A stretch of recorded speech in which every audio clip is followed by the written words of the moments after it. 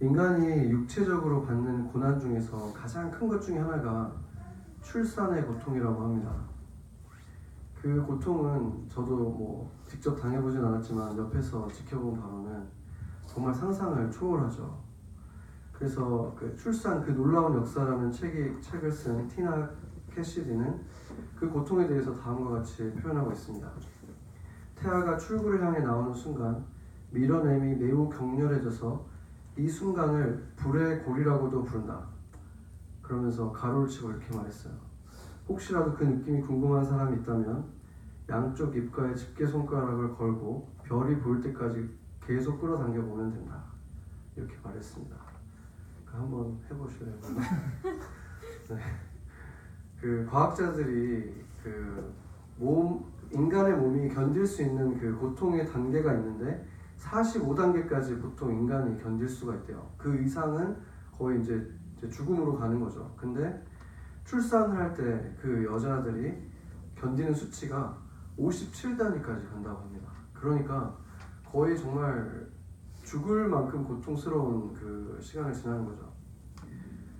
그 연구자들에 의하면 특별히 처음 아이를 낳을 때에는 엄마들이 느끼는 그 고통이 최소한 몸에 있는 20개의 뼈가 동시에 부서지는 것 같은 통증이래요. 그러니까 어마어마한 통증이겠죠. 저도 우리 아이들 낳는 걸 옆에서 이제 봤는데 그 얼굴을 보면은 진짜 막 네, 되게 오랫동안 힘들게 낳거든요. 되게 엄청 힘들어하면서 낳는데 정말 애가 미워질 정도로 이렇게 막 화가 날 정도로 진짜 저러다가 어떻게 되는 거 아니야 하는 그런 불안할 정도로 굉장히 진짜 고통스러워요. 그런데 그 고통을 통과하고 아이들을 낳잖아요. 그러니까 그건 거의 좀 경이로운 수준인 것 같아요. 그 고통을 견디는 것이. 그런데 아이를 하나만 낳는 게 아니라 그 다음에 또 낳잖아요. 한번 그걸 겪었으면 이제 그걸 더 이상 못하겠다 할 수도 있는데 또 한다는 거예요. 어떻게 그럴 수 있을까요?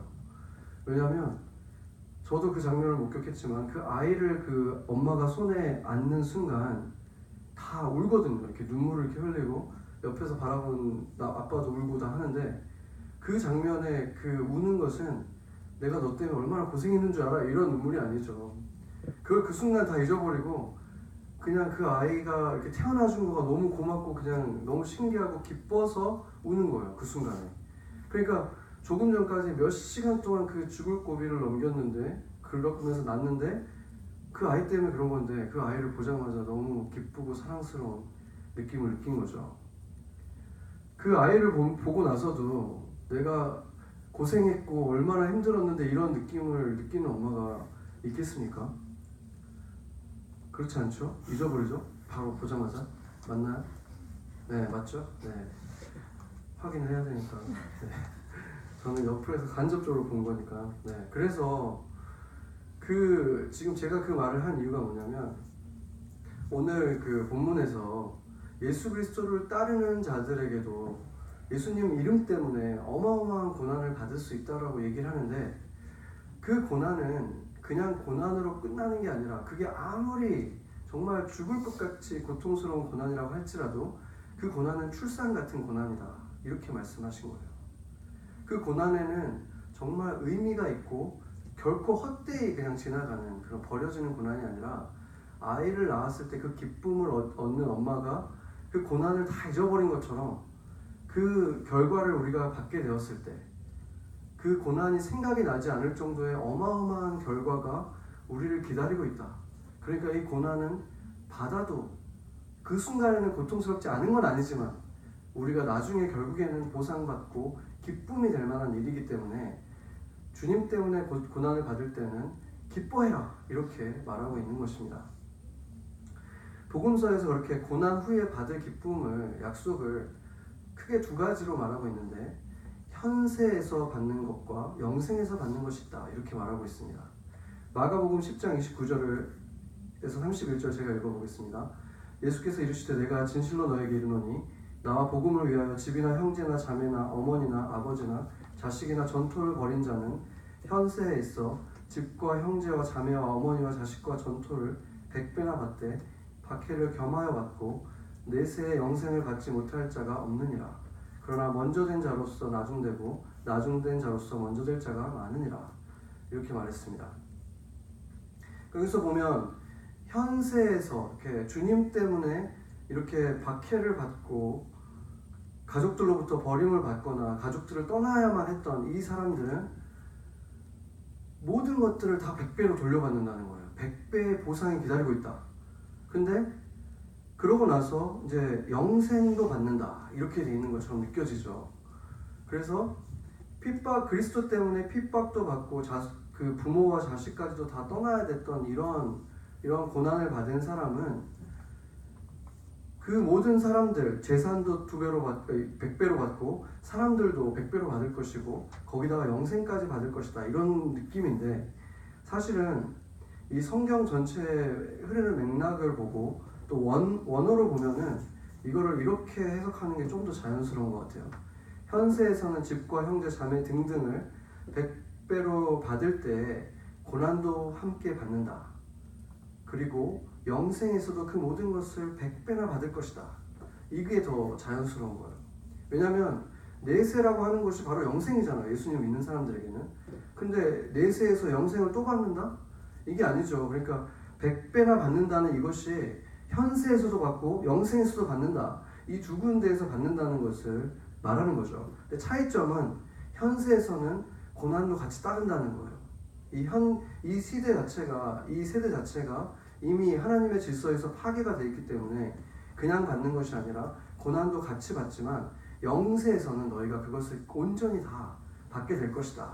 이렇게 보는 것이 성경 흐름에 맞는 것이죠. 그렇기 때문에 우리가 지금은 치욕을 당해도 14절에 보면 그리스도 이름의 이름으로 치욕을 당하면 복이 있다. 이렇게 말하고 계속해서 즐거워하고 기뻐하라고 이렇게 말하는 이유가 영생에 가서도 또 고난이 있다 이런 게 아니잖아요. 거기 가면 거기서는 그냥 다 모든 것들을 보상을 100배로 받을 것이다. 이 100배라는 건 상징적인 숫자죠. 정말 상상할 수 없을 만큼 기쁨의 보상이 따를 것이다. 그렇기 때문에 지금 예수님 때문에 고난을 받는 것은 너희가 오히려 기뻐할 일이다. 이렇게 말하는 것입니다. 그래서 그런 사람들에게 이제 영생의 약속뿐만 아니라 현세에도 이렇게 줄 것이다 이런 표현을 했기 때문에 결국에는 그러면은 우리가 이 세상 살아가는 동안에 만약에 예수님 때문에 내가 고난을 받고 핍박을 받은 것들이 있다면 손해를 본 것들이 있다면 그것은 눈에 보이는 우리가 이 세상 살아갈 때 분명히 보상을 받게 될 거라는 거죠. 어떤 의미에서 보자면 우리가 섬기고 있는 이 맨하탄 선교교회가 이 땅에 있는 정말 수많은 사람들에게 복음을 전했잖아요. 지금까지 정말 우리가 그 다음에 만나지 않았지만 그들 가운데 정말 어떻게 변했을지 아무도 모르는 거죠. 그렇게 예수님을 정말 10여 년간 매년 한 주씩 나가서 전해왔고 또 사우스 다코타로 또 세계 열방들로 나가면서 복음을 전해왔는데 그렇게 하기 위해서 우리가 뉴욕에 머물러 있는 거라고 볼 수도 있는 거죠. 주님께서 우리를 뉴욕에 두셨고 뉴욕에서 이 교회를 섬기게 하셨다고 본다면 결국에 우리는 가족들은 한국에 있잖아요. 가족들이랑 보내야 되는 그 시간들 내가 가족들에게 줄 수 있는 그 모든 것들을 어떻게 보면 희생하면서 이곳에 있는 건데 그렇기 때문에 주님께서 그러면 약속하신 건 뭐냐면 그 대신에 내가 너에게 100배나 많은 가족들을 너한테 주겠다 라고 말씀하신 거죠. 영적인 가족들을 말씀하는 것입니다. 제가 지난 10여 년간 이 뉴욕에 있으면서 잠깐이라도 같이 식사를 하고 또 대화도 하고 기도 제목을 나누기도 하고 기도해 주기도 하고 뭐 같이 선교를 가기도 하고 같이 전도를 하기도 하고 그런 사람들이 정말 수백 명이죠. 그런 사람들이 정말 수도 없이 그런 관계를 맺었고 그들 가운데는 지금 어디서 만나더라도 만나면 정말 오랜만에 정말 가까웠던 가족이나 친척을 만난 것처럼 기뻐할 만한 사람들도 너무 많은 거예요.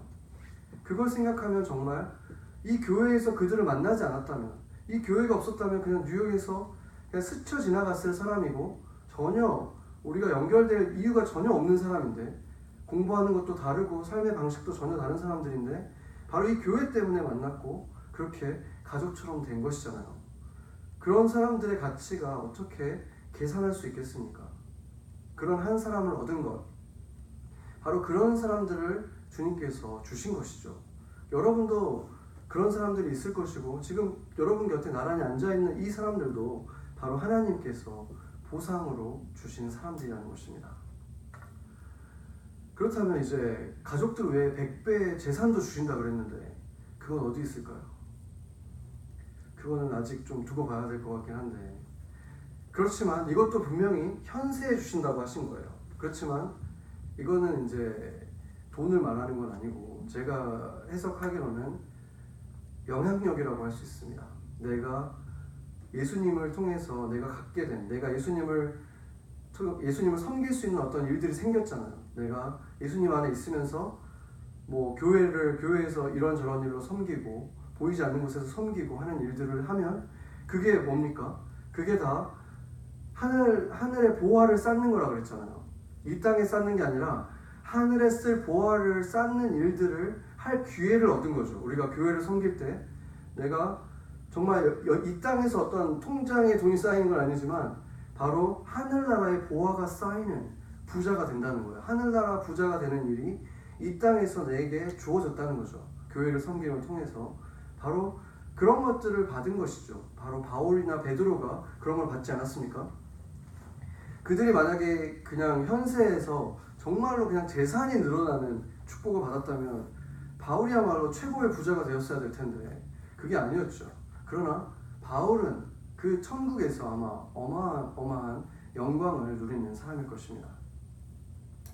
그런데 이제 그 마가복음의 10장에서 제가 마지막으로 읽었던 것이 이거죠. 먼저 된 자로서 나중되고 나중된 자로서 먼저 될 자가 많으니라. 그러니까 여기서만 말씀하신 게 아니라 복음서 곳곳에서 많이 말씀하셨어요. 주님께서 먼저 된 자, 그러니까 첫째 되는 자가 있고 꼴찌 되는 자가 있다, 이런 말씀을 하신 건데 이게 무슨 말이냐면 결국에는 천국에도 1등이 있고 꼴등이 있다는 거예요. 아무도 안 놀라시네요. 제가 너무 자주 말해서 그런가? 천국에도 1등이 있고 꼴등이 있어요. 그렇죠? 좀 놀라주세요. 근데 천국에도 1등이 꼴등이 있긴 한데 다행은 뭐냐면 1등과 꼴등을 매기는 기준이 이 세상하고는 아주 다르다는 거예요. 갑자기 이제 안도를 해야죠. 놀랐다가 안도를 해야 되는 거예요. 네, 그냥 정말 다를 뿐만이 아니라 정반대일 수도 있어요. 이 세상의 방식과는. 그래서 이 세상에서 봤을 때는 꼴등 같았는데 거기서는 1등이고 여기서는 1등 같았는데 꼴등인 사람들이 많다는 거죠. 그러니까 천국에 가면 한마디로 기가 막힌 반전들이 어마어마하게 일어날 거라는 거예요. 우리가 볼 때는 정말 기독교계에서 너무나 유명하고 대단한 분이고 정말 많은 일들을 한 것 같은데 그런 분들이 천국에서 가장 위대한 분일 것 같은데 그런 분들은 그냥 거기서 평범한 분들이고 얼굴도 모르고 이름도 모르고 본 적도 없는 분들이 거기서 위대한 이름을 가진 자들이 돼 있을 거라는 거예요. 제가 그 교회마다 그런 분들이 있잖아요. 그러니까 저희 교회도 정말 보이지 않는 곳에서 희생하는 분들이 있어요. 미디어 팀이 그런 분들 중에 하나고, 그냥 정말 많은 그 돌봄팀도 그렇고, 그렇죠? 정말 보이지 않는 곳에서 이렇게 막 사람들이 알아주지 않는 희생을 하는 분들이 있어요. 번역팀 같은 분들은 진짜 보이지 않죠. 그런 분들이 있는데 교회들마다 보면은 정말로 예수님 같이 성품이 그런 분들인데 아무도 이분이 누군지도 모를 정도로 정말 이렇게 섬기는 그런 분들이 있죠. 예전에 그 어떤 유명하신 목사님이 그 책에 간증을 쓰신 거를 봤는데 그분이 그런 말 하시더라고요. 전도사 시절에 너무나 힘들어가지고 정말 오늘까지만 하겠다 하다가 본인 생일이 이제 다가왔대요. 그래서 내 생일날까지만 주님 위해서 정말 마지막으로 새벽 기도하고 저는 그날로 마치겠습니다. 정말 더 이상 못하겠습니다 하고 그날 새벽 기도를 정말 무거운 걸음으로 가서 설교를 하고 이렇게 내려왔는데 뭐 새벽 기도에 몇 명 안 오잖아요. 보통 큰 교회들도 몇 명 앉아 있고 그랬는데 이렇게 딱 이제 강단에서 내려와서 기도하러 가시는데 어떤 이제 할머니 그 권사님 같은 분이 이제 오셔가지고 보자기를 하나 이렇게 주시더래요. 그래서 그 보자기를 들고 이제 나중에 사무실로 딱 가서 열어봤더니 이 따끈따끈한 시루떡이 딱 담겨있고 전도사님 생신 축하드려 이렇게 딱 써있는데 엉엉 우셨대요. 그러고 나서 그분이 이제 왜 제가 눈물이 나려고 감정이입이 되려고 하는 거예요. 네, 그래서 그분이 이제 그걸 보고 마음을 다시 돌이켜서 이제 내가 주님이 주신 거라고 느낀 거죠 거의. 그래서 다시 마음을 이제 잡고 다시 사역을 하셨고 그분이 이제 한국 교회에 정말 어마어마한 영향을 끼친 그 100주년 기념교회 이재철 목사님이시죠. 그러니까 그 목사님의 영향력은 결국에 그분으로 그 할머니 무명의 그 할머니 집사님 그분이 하신 거잖아요. 그분이 영향을 끼쳤고 그분 때문에 또 그런 목사님이 나오셨고 그러니까 그런 분들이 저도 지금도 이름을 모르지만 그분이 정말 천국 가면 그런 분들이 아마 정말로 위대한 이름을 가진 분들일 거라고 저는 믿습니다. 그리고 또 그 다른 또 한 분의 또 유명한 목사님이시죠. 그 한국에서 가장 큰 교회 목사님 중에 한 분이었죠. 오카는 목사님 다큐멘터리를 제가 보다가 잊혀지지 않는 장면이 하나 있었는데 그 목사님이 이제 한국에서 거의 제일 큰 교회 목사님이시잖아요. 근데 그분이 이제 어떤 후배 목사님 교회를 찾으신 거예요. 어떤 지하에 있는 아주 조그마고 초라한 개척교회 같은 곳이었는데 거기에 들어가시면서부터 뭔가 이렇게 울컥하신 것 같아요. 근데 그 교회는 장애인들만 이렇게 섬기는 그런 교회니까 얼마나 힘들겠어요, 개척교회. 근데 그 목사님 이제 뭐 한 중년쯤 되는 목사님이셨는데 그 목사님의 손을 잡고 우시면서 그 말을 못 이으시더라고요. 그 옥한 목사님이. 그러면서 이런 말씀하셨어요. 나는 네가 너무 부럽다. 나는 영광, 상급 다 받아버렸다 여기서. 근데 천국에서 너는 상이 너무 클 거다. 그래서 나는 네가 너무 부럽다. 이런 말씀을 하시더라고요. 물론 그런 큰 교회에 계셨지만 그런 겸손한 마음을 가지셨으니까 그분도 상급이 꽤 크시겠죠. 그렇지만 정말 우리가 영혼의 한쪽 면, 아주 작은 한쪽 조각 같은 이 현세의 시대만 바라보면 세상은 너무 불공평하죠. 세상 불공평하잖아요. 너무 많은 것들이 다 불공평해요.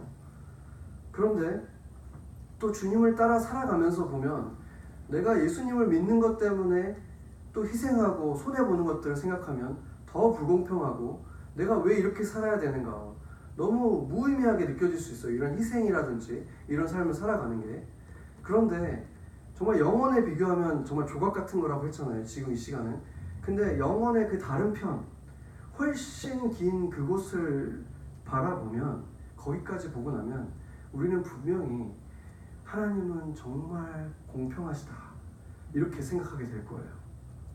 우리가 그 영혼의 시야를 조금 더 가질 수 있게 되면 될수록 하나님은 공평하시다라는 것을 고백하게 될 것이고 그 날에 우리가 그곳에 가게 된 날에 우리는 모두 그것을 깨닫게 될 거예요. 하나님은 정말로 공평하셨구나. 우리 눈이 너무 짧았고 볼 수 있는 게 너무 작아서 못 봤던 것뿐 하나님은 정말로 공정하신 분이구나. 그런 날이 올 것입니다. 이렇게 하나님 나라를 위해서 또 하나님의 예수 그리스도의 이름 때문에 고난받는 것들은 이렇게 다 상을 돌려받게 된다고 했지만 그러나 고난은 다른 고난들이 또 있죠. 스스로 자초한 고난들이 있어요. 너무나 어리석은 행동을 했기 때문에 그냥 그 대가로 받게 되는 고난들이 있어요. 이 지구상에는 중력의 법칙이 있잖아요. 그리고 자연의 법칙들이 있는데 내가 물 위를 한번 걸어보겠다고 그냥 객기를 부리면 어떻게 됩니까? 물에 빠지죠. 그죠? 물에 빠지고 허우적거리고 몸만 고생을 하는 거죠. 그리고 내가 이제 한번 날아보고 싶다, 날 수 있을 것 같다 이런 생각을 한다고 해도 높은 곳에서 이렇게 도약을 하면 어떻게 됩니까? 몸이 큰 고생을 하게 되겠죠. 그런 거랑 마찬가지로 내가 이 땅에 살면서 남의 것을 도둑질하고 살인을 하고 다른 사람들에게 고통을 주고 하는 그런 악행들을 저지르면 그것도 당연히 그걸로 인해서 뭐 꼭 정말로 감옥에 들어가지 않고 어떻게 빠져나갔다고 하더라도 분명히 그것으로 받는 고통이 있다는 것입니다. 그런데 그런 고난의 특징은 뭐냐면 고난이라고 부르기도 좀 그렇고 고통의 특징은 뭐냐면 전혀 보상이 없다는 거예요. 그런 일로 인해서 나에게 주어지는 보상이 없어요. 그러니까 한마디로 다른 말로 표현하면 내가 어리석은 선택을 하고 어리석은 짓을 해서 받는 고통들은 나뿐만 아니라 타인들에게도 인생을 낭비하게 만드는 정말로 어리석은 짓이라는 것입니다. 그래서 베드로도 그런 짓은 하지 말라는 거예요. 15절 한번 같이 읽어보겠습니다. 너희 중에 누구든지 살인이나 도둑질이나 악행이나 남의 일을 간섭하는 자로 고난을 받지 말려니와, 이렇게 말하죠. 그러니까 살인, 도둑질, 악행 이런 것들은 정말 나쁜 악행이기 때문에 중한 범죄죠. 그래서 이런 것들은 정말 범죄이기도 하기 때문에 정말 잡혀 들어갈 수 있는 일이죠. 그런데 왜 베드로는 갑자기 여기에 남의 일에 간섭하는 자도 이렇게 허황된 자초하는 고난을 받는 사람이다 라고 얘기하고 있을까요? 이 남의 일에 간섭하는 자라고 한국말로 이렇게 길게 돼 있지만 영어나 이 원어로는 그냥 한 글자, 한 단어인데 그 영어로 meddler, 그리고 비지발이라고 돼 있습니다. 비지발이란 말도 너무 웃기죠. 그러니까 이게 뭐냐면 다른 사람 일에 어떤 관심을 갖는 거는 나쁜 게 아니잖아요. 왜냐면 성경도 다른 사람의 일을 너 일처럼 돌보라 그랬어요. 그리고 사랑하기 위해서는 관심을 갖는 게 우선시 돼야 되잖아요. 그래서 관심 갖는 것은 좋은 것인데 여기서 말하는 건 뭐냐면 남의 일에 참견하는 사람을 말하는 거예요. 근데 그러면 이 관심 갖는 것과 참견하는 게 무슨 차이가 있냐? 그것의 차이는 뭐냐면 목적이 달라요. 관심을 갖는 것은 내가 내 일처럼 챙겨주고 도와주기 위해서 관심을 갖는 거지만 참견하는 것의 목적은 다른 데 있습니다. 그것을 보여주는 것이 요한복음에 나타나는데 요한복음 마지막 장면이 있죠. 21장의 마지막 장면인데 거기에 보면은 예수님이 그 베드로하고 대화하는 거 있잖아요. 그 베드로야 너가 나를 사랑하느냐 이 3번 물어보는 그 장면 이후에 예수님께서 무슨 말을 하냐면 너가 어떻게 죽을 것이다 순교할 거에 대해서 예언을 해주셨어요. 그런데 그걸 듣고 나서 베드로가 이제 같이 예수님이랑 걷다가 뒤를 돌아보면서 요한을 보고 이렇게 말해요. 주님, 근데 이 사람은 어떻게 됩니까? 이렇게 물어봐요. 그때 예수님께서 이렇게 대답하죠. 약간 좀 차갑게 대답을 하세요. 뭐라고 말하냐면 내가 올 때까지 그를 머물게 하고자 할지라도 그게 너하고 무슨 상관이냐? 너는 나를 그냥 따라라. 이렇게 말씀하세요. 아니 좀 설명을 해주시면 되는데 굉장히 차갑게 그냥 너는 그런 거에 상관하지 마. 이렇게 말씀하시잖아요. 그렇게 차갑게 말씀하신 이유가 뭐냐면 요한과 베드로가 약간의 경쟁심을 느끼고 있었고 베드로가 특히나 예수님이 지난주에 제가 말했죠. 예수님 제자들한테 이렇게 말했어요. 너희들 중에서 내가 다시 왔을 때 살아있을 자들도 있을 거다 이렇게 말했다 그랬잖아요. 지난주에. 근데 자기는 지금 이렇게 순교할 거를 지금 들었잖아요. 듣고 나니까 그러면은 요한은 그때까지 살아남는 거 아니야 하는 생각이 순간 싹 들은 거예요. 그러니까 이 시기심이 갑자기 발동을 한 거죠. 그러면 거기에 살아남는 자는 저 요한이 아닌가 이런 생각을 하게 된 것입니다. 그랬기 때문에 예수님은 그런 생각을 그냥 바로 자르라는 것이죠. 더 깊게 그것이 더 나가지 않게 거기서 멈추라는 것입니다. 그래서 한국말에 보면은 질투, 시기심 이런 것들이 그런 말이 거의 동의어로 쓰이죠. 그 차이 혹시 아세요? 그 질투랑 시기심? 영어로도 jealousy랑 envy가 있는데 거의 동의어로 쓰이잖아요. 그렇죠? 그 차이를 알기 거의 어려운데 사실은 의미는 차이가 있어요. 그러니까 envy라는 것은 그러니까 그 시기심이라는 건 뭐냐면 내가 갖고 있지 않은 거를 다른 사람이 가지고 있을 때 그때 느끼는 감정이에요. 내가 저거를 뺏고 싶은 감정, 갖고 싶은 감정. 그게 바로 envy죠. 그러니까 시기심이고 jealousy는 내가 가지고 있는 건데 누가 이것을 뺏어갈까 봐 느끼는 그 감정이에요. 그러니까 차이가 있긴 있죠. 그런데 이것들이 심해지면 결국 우리가 느끼는 감정은 거의 똑같아요. 굉장히 격렬한 감정을 느끼게 되죠. 그래서 이게 심리학자들이 뭐라고 얘기하냐면 인간의 감정 중에서 사람을 정말 죽일 수 있을 만큼 위험한 감정이 바로 이 jealousy하고 envy인데 그럼에도 불구하고 가장 많이 느끼는 감정 중에 하나가 또 이 2가지라는 거예요. 그러니까 굉장히 위험한 감정이지만 우리들이 일상에서 계속 경험하는 감정이 또 이 2가지라는 거죠. 그런데 원래 이 두 가지 감정은 원래는 나쁜 게 아니었어요. 왜냐하면 envy라는 것은 다른 사람들이 가지고 있는 것이 굉장히 좋아 보이는 거거든요. 그러면 그럴 때 우리가 줄 수 있는 좋은 것은 감탄하면서 칭찬하는 거잖아요. 너 이거 진짜 대단해 보인다. 너 정말 대단하다. 이렇게 얘기할 수 있죠. 왜냐하면 내가 보기에 너무 대단해 보이니까 그렇게 칭찬할 수 있는 것인데 거기에 탐심이 딱 들어가면 그게 이제 그렇게 envy가 되는 거예요. 그 젤러시도 마찬가지죠. 젤러시는 어떤 거냐면 내가 가지고 있는 거에 대해서 어떤 responsibility를 가지는 거예요. 그리고 그것을 내가 프로텍트하고 케어하기 위해서 느끼는 어떤 그런 감정인데 그게 내가 불안감을 느끼면 이게 누군가가 뺏어갈 것 같고 잃을 것 같으면 이제 그것이 envy하고 똑같은 감정으로 나타난다는 거죠. 그러니까 envy는 admiration이 트위스트돼서 탐심하고 만났을 때 일어나는 것이고 jealousy는 responsibility가 이 탐심하고 만났을 때 일어나는 감정이라는 것입니다. 그래서 베드로가 오늘 이 도둑질, 살인 같은 당연한 이런 악행들에 대해서도 이런 것들로 받는 고난은 아무짝에도 쓸모없고 너와 타인들에게 피해만 주는 그런 고통이다라고 말하는 것에 이런 것들, 탐심을 가지면 똑같이 너의 삶 전혀 도움이 되지 않는 보상이 없는 고통을 너희가 받게 된다. 이렇게 말하고 있는 것입니다. 그래서 이 탐심이 뭔가에 대해서 정체를 보여주는 장면이 이제 마태복음에서 한번 찾아볼게요. 마태복음 19장을 한번 찾아보겠습니다. 마태복음 19장 17절에서 22절입니다. 마태복음 거기를 누가 한번 읽어주시겠습니까? 성렬 형제 한번 읽어주시나요? 네. 예수께서 가라사대 어찌하여 선한 일을 내게 묻느냐 선한 이는 오직 한 분이시다. 내가 생명에 들어가려면 계명들을 지키라. 가로되 어느 계명이오니까 예수께서 가라사대 살인하지 말라 간음하지 말라 도적질하지 말라 거짓 증거하지 말라 내 부모를 공경하라 내 이웃을 내 몸과 같이 사랑하라 하신 것이니라. 네, 22절까지. 네.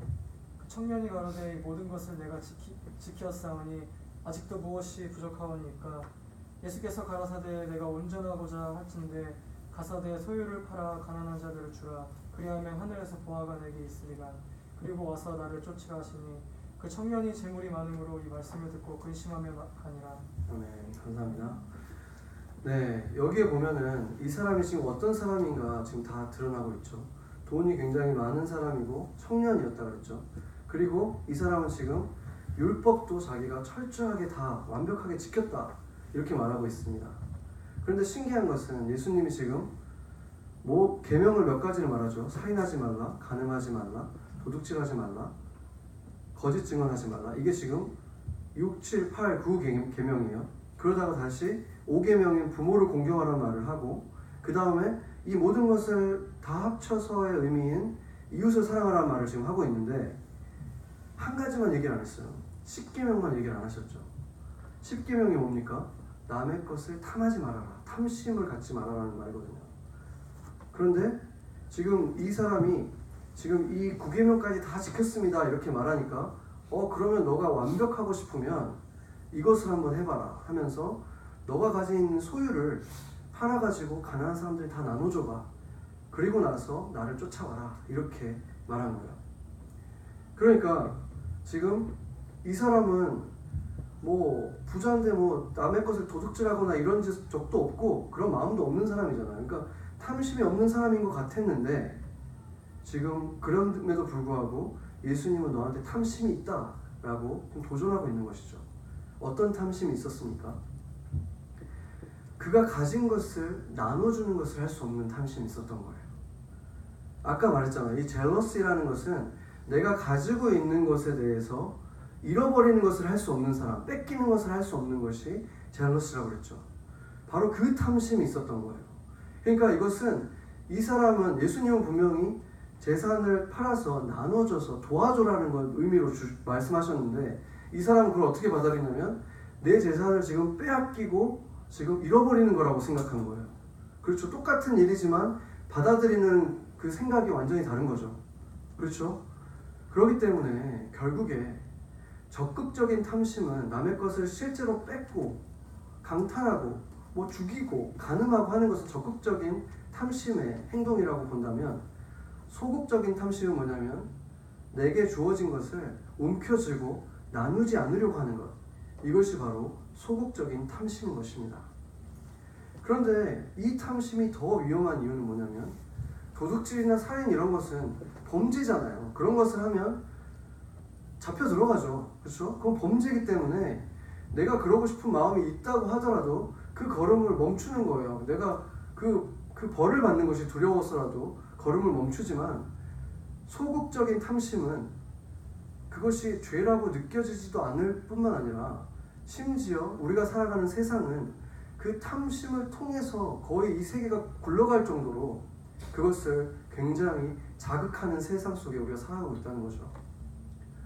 그러니까 예수님께서 그것을 지금 지적하고 있는 것인데, 그 지적하신 이유가 뭐냐면, 그 소극적인 탐심에 끝까지 들어가면 모든 탐심은 마찬가지지만 어디에서 기인하는 거냐면 불신에서 기인하는 거예요.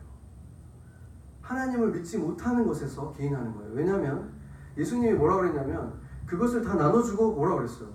나를 따라라, 이렇게 말했잖아요. 그러니까 이제 너를 나의 이너서클에 넣어주겠다는 거예요. 12제자처럼 너는 나의 그냥 하나의 정말 가까운 제자 중에 하나로 받아줄 테니까 그걸 다 버리고 와라. 왜냐하면 너가 지금 나를 선한 선생님 이렇게 불렀다는 거는 내가 하나님의 아들이라는 걸 안다는 뜻이니까, 그걸 정말 믿는다면 그걸 다 따르고 하나님의 아들을 당연히 따라야 되는 것이죠. 그러니까 거래를 하신 거예요. 너가 가진 재산을 다 팔고 그 대신에 나 하나님과 동행하는 삶을 내가 주겠다 이랬는데, 이 사람이 재산이 너무 많아가지고 그게 자신이 비교해 보니까 너무 아까워서 결국엔 근심하고 떠나간 것입니다. 그런데 우리는 어떻습니까? 우리는 그렇게 재산이 많지가 않으니까 좀 더 결정이 쉬울 수도 있죠. 베드로도 막 나도 배도 버렸잖아요 막 이렇게 얘기를 하는데, 베드로가 이렇게 재산이 많았으면 과연 할 수 있었을까? 알 수는 없죠. 그런데 진짜 이 시대를 보면은 정말 기업하는 사람들, 예를 들어 비즈니스를 하면 어떤 의미로 비즈니스를 해야 될까요? 내가 비즈니스를 하면서 많은 사람들을 고용하고, 되도록 많은 사람들을 고용해서 그 사람들이 정말 그 좀 편안한 삶을 살 수 있도록 내가 기여를 하고 사회에 기여를 하는 거죠. 그리고 내가 만들어내는 어떤 프로덕트도 사회에 기여될 수 있는 것을 만들어야 되겠다 하는 마음으로 기업을 하고 거기서 이윤이 창출되면 너무나 아름다운데, 과연 대부분의 기업을 하는 사람들이 그런 마음으로 할까요? 아니면 조금이라도 더 벌어야지 하는 마음으로 할까요? 정말 아이디어라는 건 첫 번째지만 대부분의 경우는 후자인 경우가 많죠. 많은 사람들이 정말 조금이라도 돈을 더 벌고 싶어서 그렇게 하는 경우가 많잖아요. 요즘에는 정치도 그런 것 같고, 많은 일들에 삶을 살아가는 그 목적이 돈을 많이 벌고 더 많은 걸 갖기 위해서, 그러니까 탐심이라는 것이 거의 삶의 원동력이 돼 있는 시대에 살아가고 있는 것 같아요. 그렇죠? 그리고 지금 여기 우리 타임스퀘어 바로 옆이잖아요. 거기에 그 어마어마한 거의 건물만한 사인들이 뭘 말합니까? 너 이거 필요하지 않아? 이렇게 얘기하잖아요. 필요하지도 않은 걸 수 있는 거를 필요하다고 계속 말하니까 이제 필요하게 느끼게 만들잖아요. 그러니까 그런 시대에 그런 탐심을 자극해서 비즈니스를 하고 탐심을 서로 이용하면서 살아가는 그런 시대에 우리가 살아가고 있는 것입니다. 그럼 바로 이 세상의 중심에서 제가 이 탐심이 바로 원죄다, 이렇게 죄의 근원이다, 뿌리다 이렇게 얘기하면, 저기 밖에서 얘기하면은 막 정말 사람들이 콧방울도 안 끼겠죠. 그런 것이 정말 원초적인 목적이 되어서 살아가는 이 시대에, 그러나 우리 그리스도인들은 그것을 깨달아야 된다는 것입니다. 왜냐하면 아까 베드로가 이런 탐심으로 인해서 너희 삶에 고난이 반드시 찾아오는데, 그 고난은 너에게 준 의로운 고난이 아니기 때문에 아무런 보상이 없다는 거예요. 열매가 없고 인생을 그냥 낭비하고 사실은 너희를 죽이는 고난을 받는다, 이런 말입니다. 잠언 14장 30절 보면 이렇게 말합니다. 평온한 마음은 육신의 생명이나 시기심은 뼈를 썩게 하느니라, 이렇게 말하고 있어요. 여러분 혹시 시기심에 막 불타보신 적이 있으신가요? 질투심, 시기심에? 저도 이제 옛날에 아마 그랬을 것 같은데 최근에 그런 적은 없었던 것 같아요. 근데 이 시기심이 정말 강해지면은 정말 이 밥도 안 넘어가고 막 뼈를 썩게 할 정도로 고통스럽다는 거예요. 바로 그렇게 되기 때문에 너희가 시기심을 갖는 것은 영적으로만 고통이 되고 괴로운 것이 아니라 너의 몸까지도 해칠 수 있다는 것이죠. 그리고 디모데전서에서 바울이 디모데에게 쓴 편지죠. 이렇게 말했습니다. 돈을 사랑함이 일만하게 뿌리가 되나니 이것을 탐내는 자들은 미혹을 받아 믿음에서 떠나 많은 근심으로 자기를 찔렀도다. 그러니까 자기 스스로 화를 불렀다는 거예요. 자기 삶에 자기를 죽이는 그런 선택을 하게 된 것이 이유가 뭐냐면 바로 탐심 때문이었다. 이 탐심이 1만 개의 악의 뿌리라는 거예요. 지금 그렇게 말씀을 하고 있고, 그래서 우리가 지금 이런 성경들을 처음 본 것이 아니고 우리들은 그래도 어느 정도 알고 있죠. 아, 탐심은 나쁜 거야. 탐심을 가지면 안 돼. 이렇게 생각을 하고 있는데, 그래서 우리는 그러면 탐심을 갖지 않고 살고 있습니까? 우리가 뭐 여기에 뭐 도둑질하고 뭐 살인하고 이런 사람은 없지만 과연 여기 모인 우리 가운데 탐심이 조금도 없는 사람이 있을 수 있을까? 그런데 우리가 탐심을 가지고 있다면, 그것을 그냥 놓아둔다면 바로 그 탐심이 우리의 인생을 낭비하게 만들어요. 때로는 jealousy 때문에, 때로는 envy 때문에 내 인생을 낭비하게 만들고 이렇게 뼈가 썩는 고통을 겪게 만든다는 거예요. 크리스찬인데도 불구하고 우리는 이런 건 나쁜 거고 저런 건 나쁜 거고, 크리스찬이니까 이것저것 안 하는 거 많은데, 술도 안 마시고 안 하는 거 많은데 과연 탐심은 관리하고 있는가? 내 안에 일어나고 있는 탐심에 대해서 이것이 얼마나 악한 것이고 내가 정말 하나님께서 주신 이 인생을 얼마나 탕진하게 만드는 것인지 알고 있는가?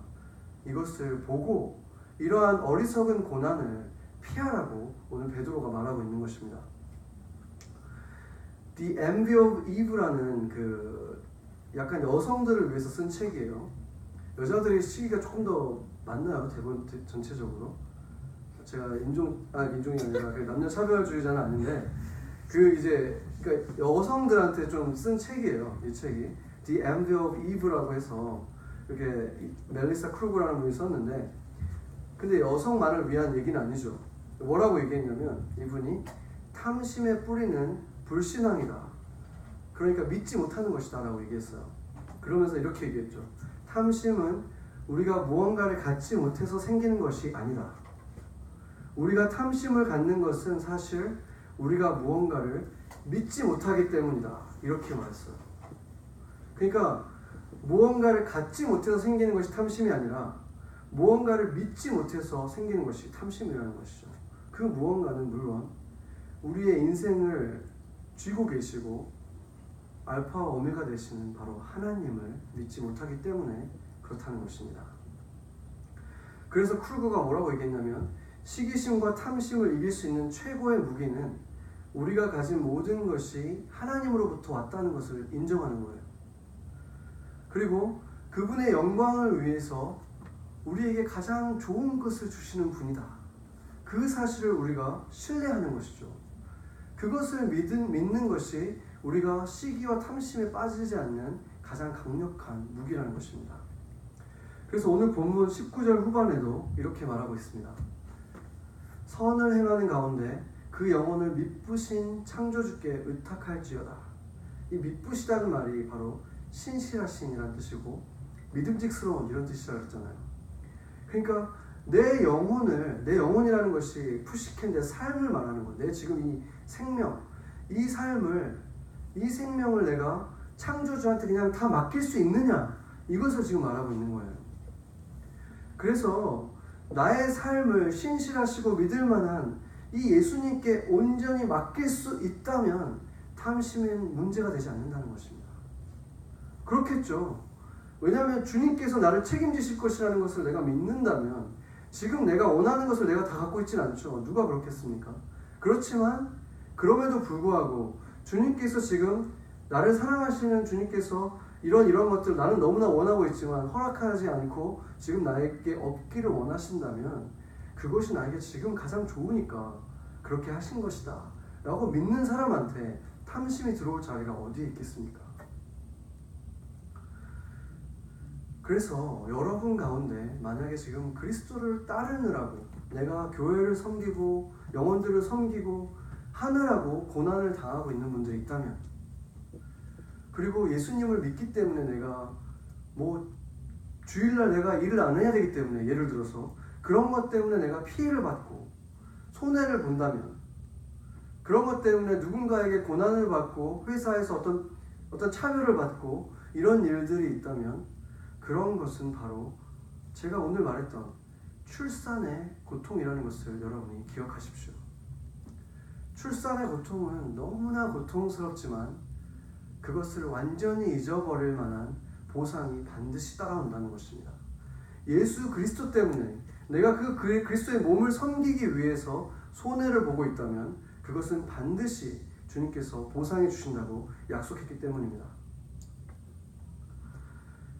주님께서 주님을 위해서 흘리신 땀방울을, 주님을 위해서 흘린 눈물 한 방울을 기억해 주시지 않는다면 그런 주님을 우리는 따를 필요가 없는 거예요. 주님은 그것을 다 기억하시고 그대로 갚아주시는 게 아니라 100배로 보상해 주신다고 하셨습니다. 현세에서도 그리고 영생에서도 100배로 갚아주신다. 그렇기 때문에 우리는 그 고난을 지나갈 때 소망을 가질 수 있는 것입니다. 그러나 우리가 만약에 그리스도인이지만 내 욕망 때문에, 탐심 때문에 어리석은 고통을 받고 있다면 그것은 내가 세상 사람들도 받고 있는 그냥 어리석은 고통뿐인 것이에요. 그것은 그냥 고통일 뿐만이 아니라 아까 말했듯이 많은 죄악의 뿌리가 되는, 회개해야 될 죄라는 것입니다. 내 안에 탐심이 있는 것은. 그래서 우리가 지금 기도하고 있고 간절히 원하는 것들이 있는데 아직 이루어지지 않고 있다면 우리는 주님을 믿고 의탁해야 합니다. 가장 좋은 때, 가장 좋은 것으로 주실 주님, 내 영혼을 나보다도 귀하게 여기시는 그 주님을 믿고 내 삶을 주님께 의탁하는 거예요. 바로 그러한 삶을 살아갈 때 내가 지금은 이해되지 않지만 반대쪽을 전혀 보지 못하는 나이기 때문에 내가 보지 못하는 것일 뿐, 주님은 지금부터 준비하고 계시고 반드시 주실 거라는 것입니다. 우리는 내일도 보지 못하잖아요. 내일 무슨 일이 일어날지 모르는 내가 어떻게 내 인생이 지금 잘못됐다라고 판단할 수 있습니까? 그것이 얼마나 어리석은 생각입니까? 그렇기 때문에 그 영원의 끝까지 보시는 그 주님을 믿고 내 푸시케를 주님께 맡길 수 있는 사람이 돼야 되는 것입니다.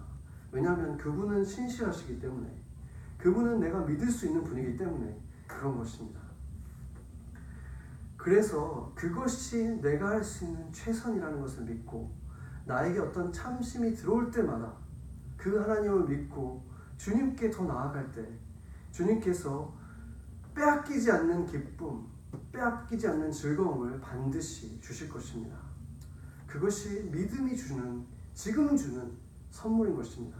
내 소망이 이루어지지 않아도 그 기쁨을 믿음으로 지금 이 순간부터 우리는 누릴 수 있는 것입니다. 왜 그렇습니까? 바로 예수 그리스도께서 그 뼈가 부서질 것 같은 고통 속에서 우리를 위해서 그 십자가에서 죽으셨을 뿐 아니라 그분에게는 전혀 어울리지 않는 그 어둠의 세계, 음부까지도 우리를 위해서 내려가셨기 때문에 우리가 그렇게 살아갈 수 있게 된 것입니다. 우리가 지금 그 즐거움을 누릴 수 있고 천국에 임한 삶을 누릴 수 있고 영적인 가족들을 지금 이 순간부터 이렇게 누리면서 사랑하면서 살아갈 수 있는 모든 이유가 그분께서 해산의 그 고통을 친히 받으셨기 때문인 것입니다. 같이 기도하시겠습니다.